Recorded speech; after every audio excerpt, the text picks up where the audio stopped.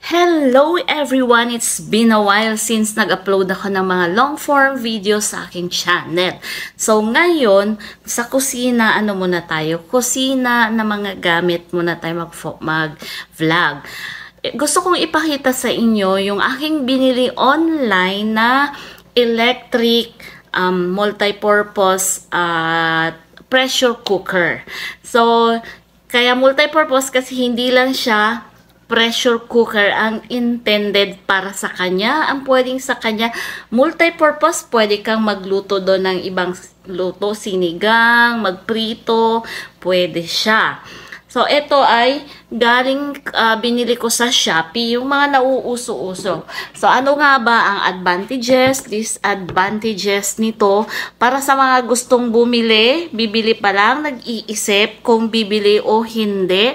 So, ito, bibigyan ko kayo ng tip, ng idea kung bibili kayo. So, ito siya. Iba-ibang naman yun kasi kaya lang itong sa akin ay drip pour na electric pressure cooker. So, kaya ako bumili ng electric pressure cooker kasi naka solar power ako. So, tipid ako sa aking gas stove. So, ito ay mayroong 1,000 watts. Kung gagamit ako ng solar ay parang 20% yung kanyang nako-consume na energy. So, kung wala akong solar power, di sa regular na kuryente namin. And hindi siya dual. So, hindi siya pwede sa gas stove. So, isa-isahin natin. So, etong kanyang ay plastic. Ito ay glass. Yan. At may rubber siya na manipis. Manipis lang siya. Para siya yung kanyang lid ay makover at hindi lalabas yung usok para sa madaling pagluluto at madaling kumulo na niluluto. So, dito yung usok niya lalabas. Like sa pressure cooker, mayroon siyang labasan ng usok. At siya ay non-stick.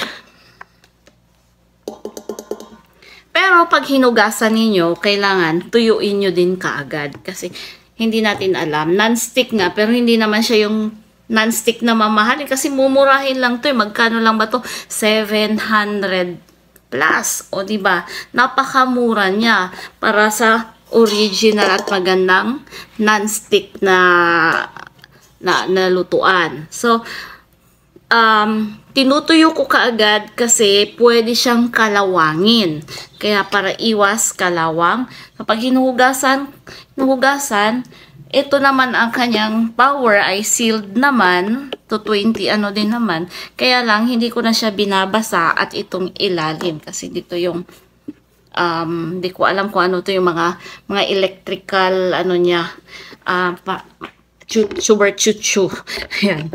And, so pag kayo ay magpe-pressure cook, ko-close lang itong kanyang side para mahigpit. Pag regular cooking lang, edi itatakip lang natin. So, yan. So, anong advantage? Magaan siya. At, pag kayo ay magpe-pressure cooker, gagamitin nyo as pressure cooker, hindi katulad ng regular na pressure cooker na pressurized talaga yung loob, hindi mo pwedeng buksan dahil sa sabog. Ito ay pwedeng buksan anytime kung nakita niyo na wala ng tubig at kailangan nyo pang magdagdag ng tubig. Pag release ninyo nito, pwede nyo na agad siyang buksan. Walang tendency na sumabog. And madali rin naman siyang kumulo. Meron kasi siyang indicator dito. Depende kung anong gusto ninyo. Kung pang malakasan agad, i-full ninyo doon. So, depende yun sa inyo. Mabilis din siyang kumulo. At,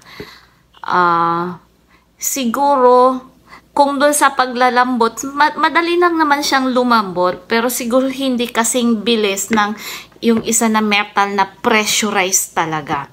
Pero, hindi ka naman sasayang ng maraming kuryente kasi hindi naman aabot ng 30 minutes ay malambot na rin naman siya. Ang gawin nyo lang, damihan nyo kaagad ng tubig kung kayo ay maglalaga, magpapalambot, kasi nga madaling matuyuan siya ng tubig. So, syempre, pag maglalagay ka ng tubig as additional tubig, magpapanimula ka na naman malamig yung i-add nyo. So, matagal magpapakulo ka na naman ng malamig na yon na yung bilis niya sa iinit at pagpapalambot ay medyo babagal ng konti. So, damihan nyo na kaagad. And, ang disadvantage naman, itong gitna, kung ang tubig ninyo ay kakaunti, pag dumikit na dyan yung karne, konti na lang ang sabaw, nakalimutan ninyo, madaling masunog. Itong gitna, ewan ko, manipis or basta madali siyang masunog. Sinubukan ko siya sa pagprito, hindi siya kasing crispy ng piniprito natin sa regular na kawali. Hindi ko alam dahil baka pag tinakpan ay kulob, yung moist ng init ay naiiwan dito sa loob, kaya hindi siya nagiging crispy. Yun ang theory ko. Hindi ko alam kung ano talaga yung nun. And sa durability, hindi, depende rin siguro sa paggamit, kasi since plastic naman, madali siyang hugasan madali lang naman siyang linisin, at saka magaan siya. So, sa tingin ko hindi disadvantage kung plastic man siya, kung durable siya, depende sa paggamit. Kasi ang plastic naman tumatagal naman gamitin, unless mahulog mo at mabasag. Kasi, syempre, at saka, syempre, may mga, since di kuryente, pag naihulog mo, masisira yung mga ng kuryente dito sa loob. So, ngayon, kung gusto niyo, pero ako ini-enjoy ko to, kasi kahit ano pwede kong lutuin, at saka magaan, nandyan lang sa gilid, hindi ako nahihirapan yung isa na mabigat, ang hindi mo pa agad mabuksan, kailangan mo pang pasingawin bago mo mabuksan yung pag naka-pressure. So, ito hindi. At pwede rin ditong, na-try ko na rin ditong mag-gisa ng mga gulay, i-fry, ganyan. Dito na ako nagluluto. Yun, madali lang. Madaling linisin, kasi magaan din naman, at saka wag nyo lang lilinisan syempre dahil non-stick daw na nag-i-stick. Gamitan nyo lang ng malambot na sponge. So yun lang. Kung pibili kayo, kung ako para sa akin, i-recommend ko din naman to sa inyo kung ganitong kayo, solar power. Ay kasi makakatipid din sa kuryente. Pero hindi rin naman, kasi kung 1,000 watts lang naman to, katumbas lang naman to ng mga ibang nagplancha. So, ganun. Ganun lang din yung katumbas niyang plancha. Rice cooker na malaki-laki. So, may rice cooker din akong yun, ganyan. So, re-recommend ko naman na bilhin nyo siya kasi maganda rin. Thank you for watching!